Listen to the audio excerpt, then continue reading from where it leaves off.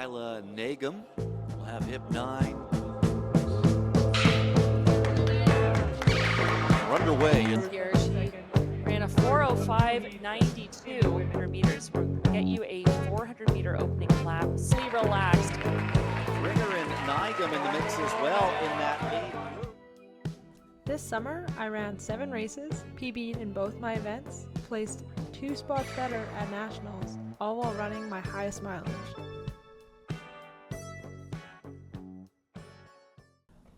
We filmed this once already today, and the audio was crap, and the lighting was bad, and my hair was like sticking out, and there was a plant right here that was in the way, and the whole thing was just bad. So we're redoing it.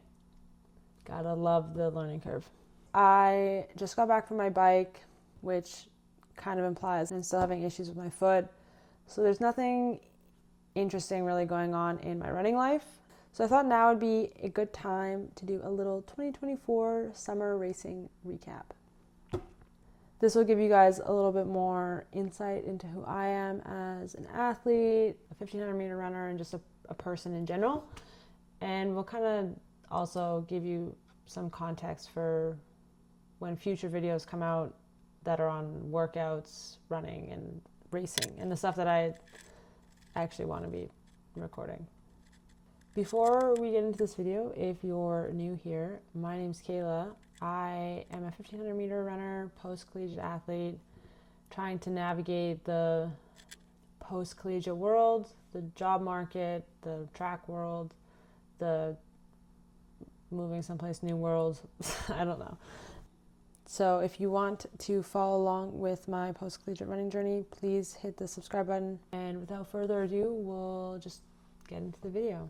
So I guess the way this video will be laid out is that I'll break down my season race by race, kind of share obviously the result, and then my overall thoughts on the race. And then at the end, I'll kind of recap my season as a whole. So my coach, who's been my coach for the last 8 years, I think, every season he gets us to fill out a pretty detailed training log with our workouts, our mileage, and even like comments we had. I really enjoy looking back at my training log, seeing how I felt during certain races. I like looking back at the times in each workout and stuff like that. I'm a big numbers person, so I really like the analytics of the training log, and I really enjoy rewatching my old races. So I think this video will be kind of fun way to reflect on this past season, and yeah.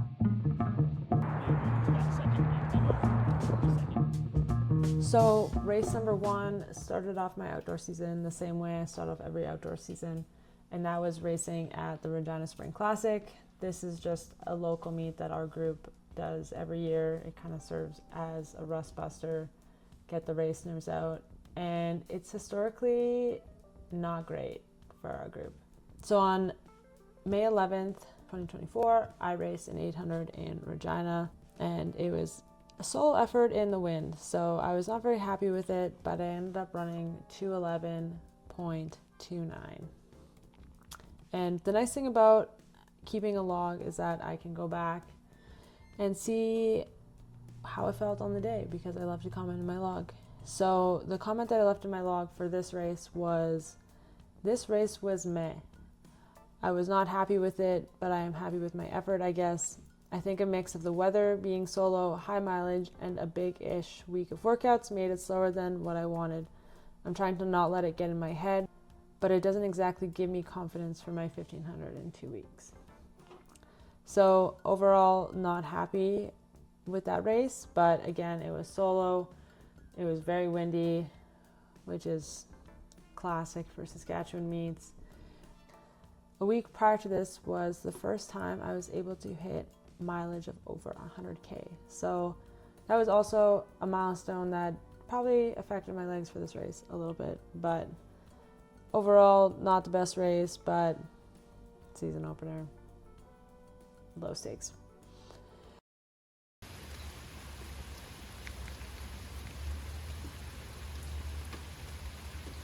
In internationally, the 1500 meter. She is part of the Very Nice Track Club. Love the name of that. That is out of the University of Michigan. Race number 2 Very nice was track club. 2 weeks later. Also It was a 1500 in London, Ontario at the Bob Vickers Classic. This meet, I traveled there by myself, and the race went okay. It was an okay race. I ended up running 4:19:13 and placed 4th. Top 3 get prize money, so I lost out on that, which kind of sucks. But my thoughts for the race were, overall, I was decently happy with this race. It was my fastest season opener and my 3rd fastest 1500. It was also very windy. Could have PB'd if it wasn't windy, possibly. I'm not sure. I was happy with the way I raced it. I just need to put in some work to hold that pace. I was pretty calm going into the race, did a lot of positive self-talk again. I do wish it was faster. Duh, doesn't everybody? LOL. So I was a bit nervous about not hitting all the standards I need to hit. To leave it up to 2 races makes me anxious. I think 4:15 this summer is doable though. My original 4:12 goal I think will be kind of hard, but we'll see. So from that comment, you can kind of tell how the race went. It was close to PB, but not quite. And I also in this comment mentioned standards. So this season I was trying to hit 3 separate standards. They were all pretty close together, but the first standard I wanted to hit was the qualifying standard for nationals, which essentially allows you to skip the preliminary rounds and be straight into the semifinal. The second standard I was hoping to hit was slightly faster than that, and that was the Sask Athletics Athlete Assistant funding, or the Tier 1 funding. I did get Tier 2 funding last year, but that was only $500. So that flew out of my pocket pretty quickly with my trip to Seattle in February to race the 3K. But Tier 1 funding is significantly more, so my goals this season is to hit that, which I'll put these standards on the screen because I cannot remember them off the top of my head right now. And then the third standard was the Nationals funding standard through Sask Athletics, which would pay for 75% of my flight to Nationals in Montreal, which flying from Regina to Montreal is expensive. So that would also be nice, but that's the fastest standard.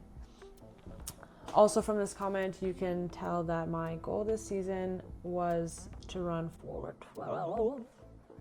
So we'll see later in this video if that happened or not.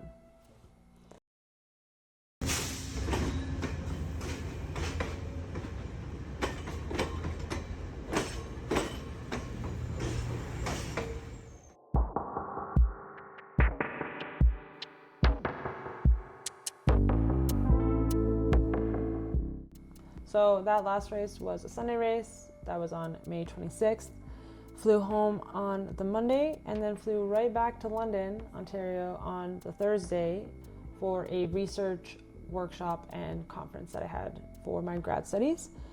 So my workshop was on Friday, and then I had Saturday and Sunday to do whatever I wanted. So I was like, I might as well get a race in while I'm here.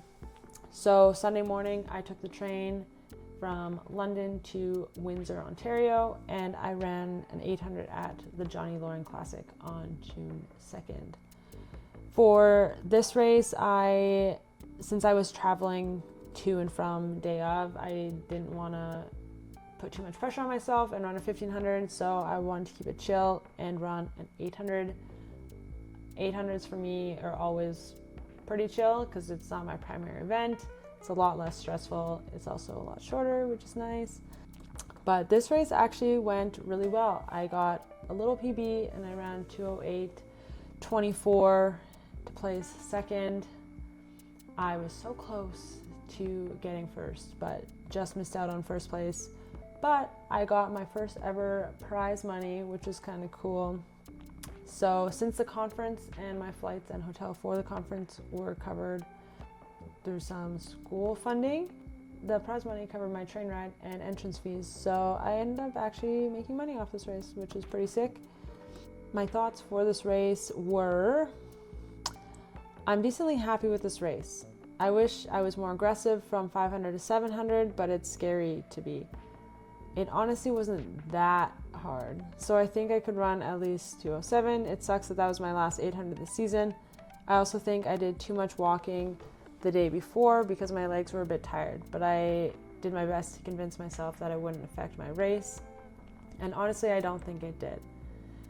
I have also been happy so far with how I am up until the race. I've been very calm and I'm going to keep working on that. Overall, I've made money off of this race and came away with a little PB, so can't be too disappointed. So you'll notice from these past few comments that I talk a lot about my mindset up until the race, about being calm and working on my composure leading up to the race, and that's because historically I've been a very anxious racer. I had a lot of racing anxiety before, so that's something that I continually try and work on. And it does help when you're calmer before a race, trust me. So that was the third race that I did this season.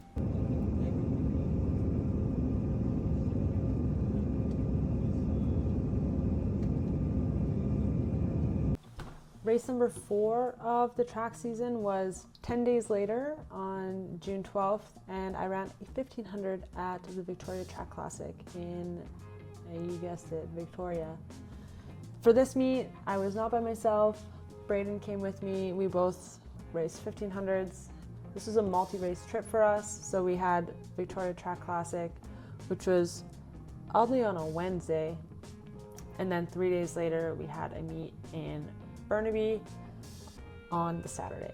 So made a trip out of it. First race was a 1500 in Victoria. And this race for me went really well. Actually, for Braden, it went really well too. He didn't hit the time he wanted, but he won. So that was cool. I ended up running 4:16, 4:9 for second place. I got dipped at the line, which kind of sucks because only first place gets prize money. But Braden got prize money, so that was cool. Overall, this race was good. My thoughts for this race were, this race felt really good. I'm happy to get 2 of the standards I was looking for. I was pretty calm before this race and even during. It would have been nice to win because I made my move with 400 to go. I just couldn't go any faster at the end, even though I wasn't going super lactic or anything. Honestly, it's kind of a lame comment, but yeah, the race was good. I was composed. I wish I would have went with the fast pacer because I ended up catching the fast pacer with like 500 meters left, and then I took the lead with 400 meters left and then got dipped with like 2 meters left. So that's kind of how that race played out, but it was overall good experience. The meet was super chill. I don't even think we had bibs, which was awesome. That meet was 10 out of 10.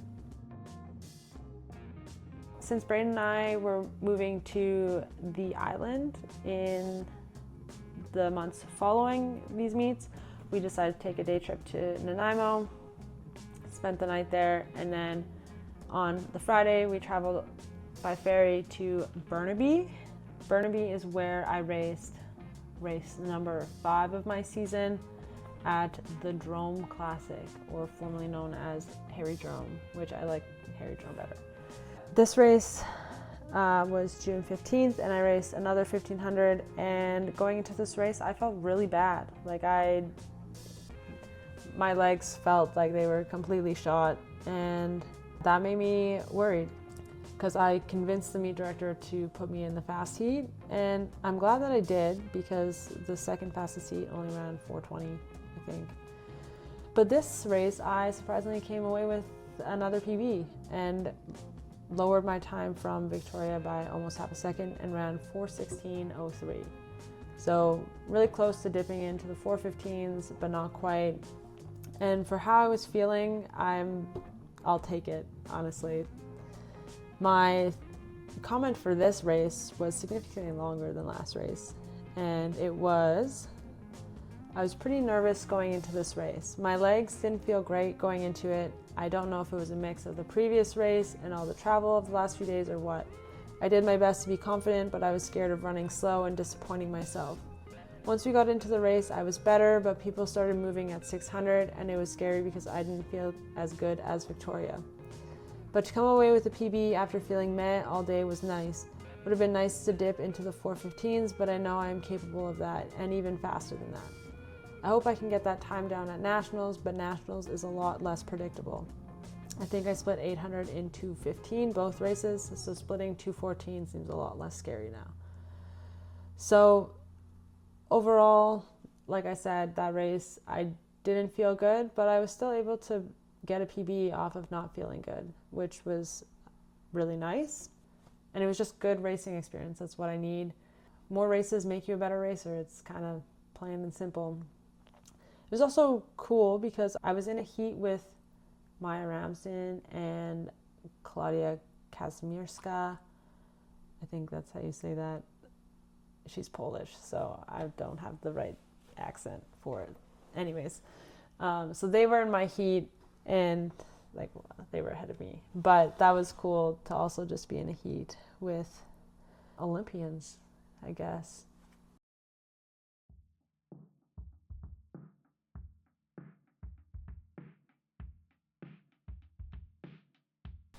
My last weekend of racing was at Nationals, or the Olympic Trials if you want to be technical.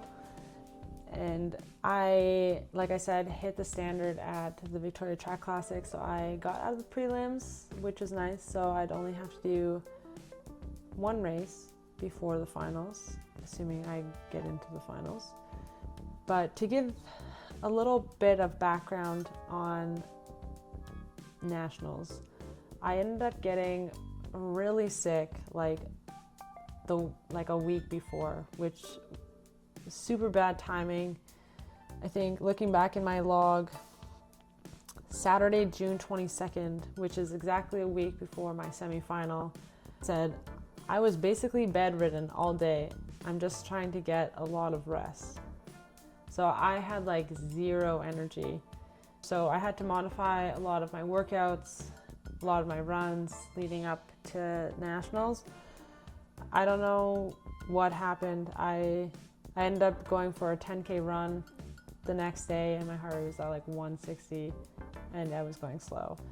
So overall, just like not good timing, but yeah, that's life.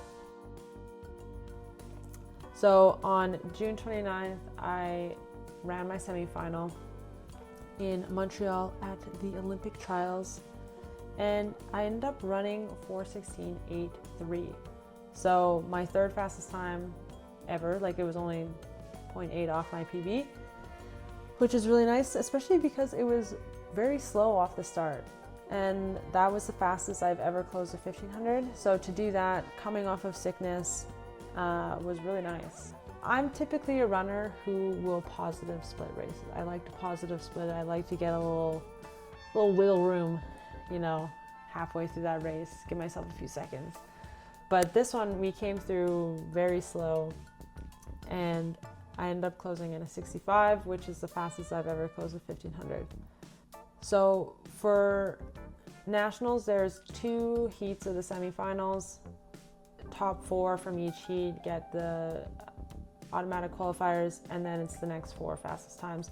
So I ended up placing 5th in my heat, so I missed out on the big Q. And I was in the first heat, so I basically had to wait around for the next 10 minutes to see if I made the final or not.